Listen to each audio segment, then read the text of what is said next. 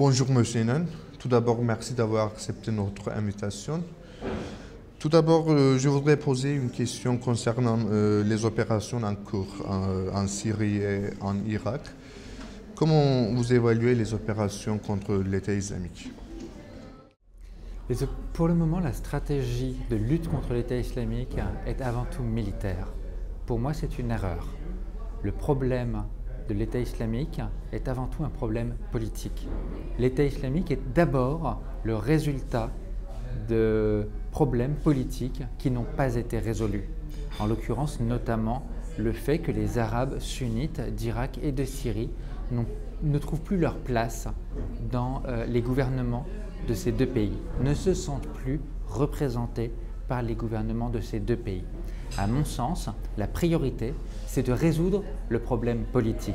D'abord, une fois que le problème politique sera résolu, une fois que toutes les communautés d'Irak et de Syrie auront leur place, trouveront leur place, se sentiront représentés dans les gouvernements, eh bien, l'État islamique s'effondrera. Il n'y aura même plus besoin d'action militaire. Aujourd'hui, on est dans une situation où l'État islamique pose un risque sécuritaire. Il faut donc de l'action militaire. Sauf que cette action militaire ne doit rester qu'une toute petite partie du traitement du problème, parce que le problème, il faut garder à l'esprit qu'il est avant tout politique. Donc, est-ce que vous pensez que ces opérations en cours vont réussir à arrêter l'État islamique? On aura certainement des succès tactiques contre l'État islamique. Le problème, c'est à quoi ça sert de reprendre du territoire, de reprendre Mossoul, de reprendre même Raqqa à l'État islamique. Ce ne sera jamais qu'une victoire tactique. À plus long terme, il faut résoudre le problème politique. Sinon, dans 1 an, dans 5 ans, dans 10 ans, on aura un nouveau groupe radical, terroriste, qui apparaîtra et qui sera peut-être même encore plus méchant, encore plus radical que l'État islamique. Selon vous, est-ce qu'il est possible de négocier avec l'État islamique? Je ne pense pas. Il y a sur des points tactiques, encore une fois, à la toute petite échelle, des possibilités de négocier avec l'EI. Et la preuve, enfin j'en suis une preuve, le fait que je sois ici est une preuve. Ils m'ont détenu, ils m'ont relâché, c'est probablement le résultat d'une négociation. Reste qu'une négociation plus large, une sorte d'accord de paix, de cessation des hostilités, n'est à mon avis pas possible. C'est un groupe qui a une vision totalitaire et qui ne supporte pas la compétition. Même s'ils ont joué avec des puissances régionales, hein, ils ont eu des moments de véritable ambiguïté avec les États du Golfe ou avec la Turquie.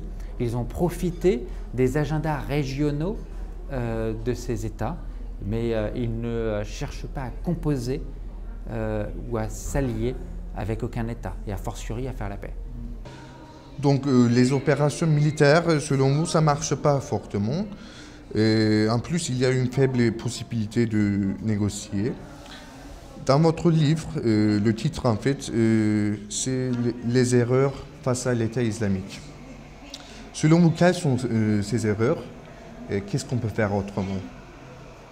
La principale erreur, à mon sens, c'est de considérer que l'État islamique est le mal.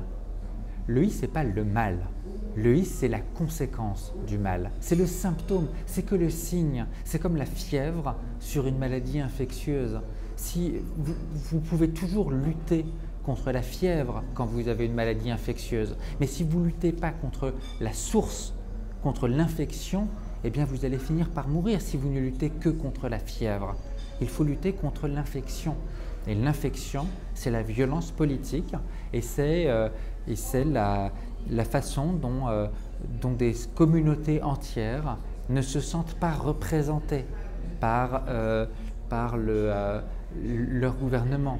Hier, les minorités opprimées en Syrie, c'était les Kurdes, en Irak, c'était les chiites. Aujourd'hui, on a rebattu les cartes et on se retrouve à voir des Arabes sunnites qui sont avant tout les populations opprimées, voire massacrées en Syrie. Il ne s'agit pas de prendre un biais pro-sunnite. Il s'agit de lutter pour que toutes les communautés soient représentées au gouvernement et se sentent à l'aise dans leur identité à la fois de communauté et dans leur identité nationale, au sein de leur communauté nationale. Et comment vous trouvez l'attitude de la Turquie et du gouvernement d'Erdogan vis-à-vis de l'État islamique? C'est une question qui a évolué avec le temps. Dans un premier temps, Erdogan a probablement utilisé l'EI. Il a laissé, plus encore que l'EI, l'ensemble de la famille islamiste, incluant les djihadistes. Il les a laissés faire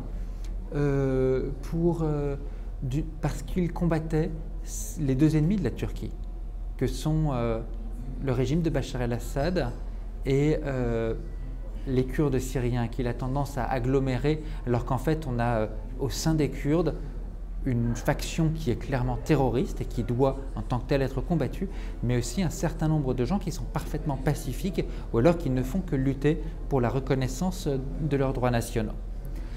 On a donc eu une première phase qui était très ambiguë et on a aujourd'hui une phase qui est une autre forme d'ambiguïté, puisque alors que dans cette première phase ambiguë, la Turquie d'Erdogan s'affichait aux côtés des révolutionnaires syriens, aujourd'hui elle semble les avoir abandonnés et la dernière rencontre avec Vladimir Poutine semble révéler qu'il y a eu une sorte de partage du territoire syrien, une sorte de gentleman agreement, si jamais ces personnes pouvaient être qualifiées de gentlemen, visant d'un côté à abandonner Alep, qui est aujourd'hui non seulement l'un des foyers de la révolution, il faut se garder à l'esprit qu'Alep a toujours refusé l'EI et a toujours réussi à se protéger contre l'EI. Il n'y a pratiquement aucun djihadiste étranger dans la ville d'Alep aujourd'hui. Et puis, en échange d'un accord pour juste casser l'axe kurde, c'est une façon de dire à Poutine, ok, vas-y, prends Alep, et Erdogan, ok, voilà, tu peux intervenir pour casser l'axe kurde qui est en train de se former dans le nord syrien. C'est une réelle politique dans le pire sens du terme. Dans votre livre et dans vos entretiens, vous dites que les membres de l'État islamique savent bien le monde occidental, mais nous, le monde occidental, ne les savent bien. Vous dites que ce sont des générations de Twitter et Facebook. C'est très intéressant. L'EI est le produit d'une société multiculturelle. Et ça, c'est un message qui est important à faire passer à tous les identitaires de tous les pays, tous les gens qui pensent que la pureté, qu'une nation, qu'un pays ne peut se construire que sur une identité unique. Non, on a dans l'histoire énormément de sociétés multiculturelles qui ont réussi. Et l'une des forces de l'EI, c'est d'être un mouvement en quelque sorte de révolutionnaire, mais surtout de pionnier. Un peu comme les colons qui ont construit l'Amérique, si vous me permettez le parallèle. C'est une société de pionniers, des gens qui viennent du monde entier et qui décident de construire une société ensemble en apportant chacun des éléments de leur richesse et de leur culture.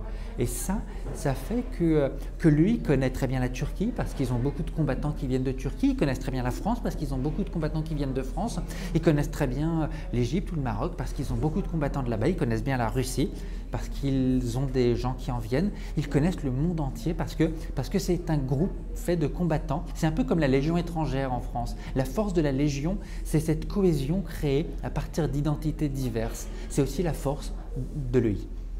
Après d'être pris en otage, est-ce que votre vision du monde et votre regard vers l'État islamique a changé?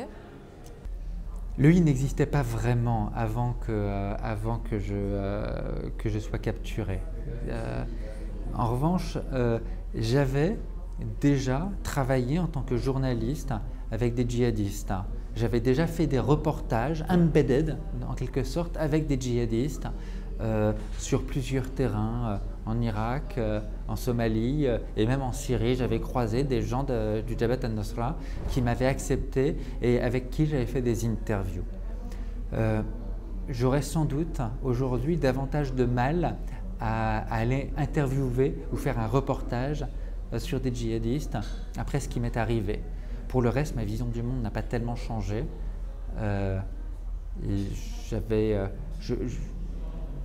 Les djihadistes qui m'ont capturé avaient sans doute l'intention de me radicaliser, de me transformer, soit de me convertir et que je rejoigne leur vision du monde, ou alors au contraire de me convertir dans le sens inverse et que je devienne complètement islamophobe.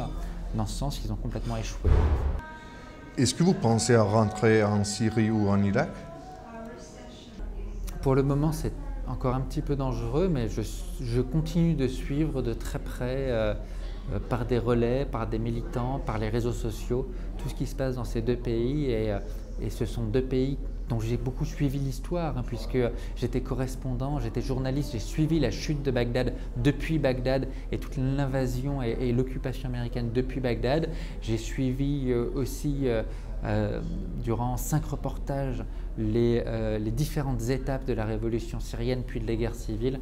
Donc c'est une situation que je continue de suivre avec beaucoup d'intérêt et d'affection et de tristesse pour les populations concernées.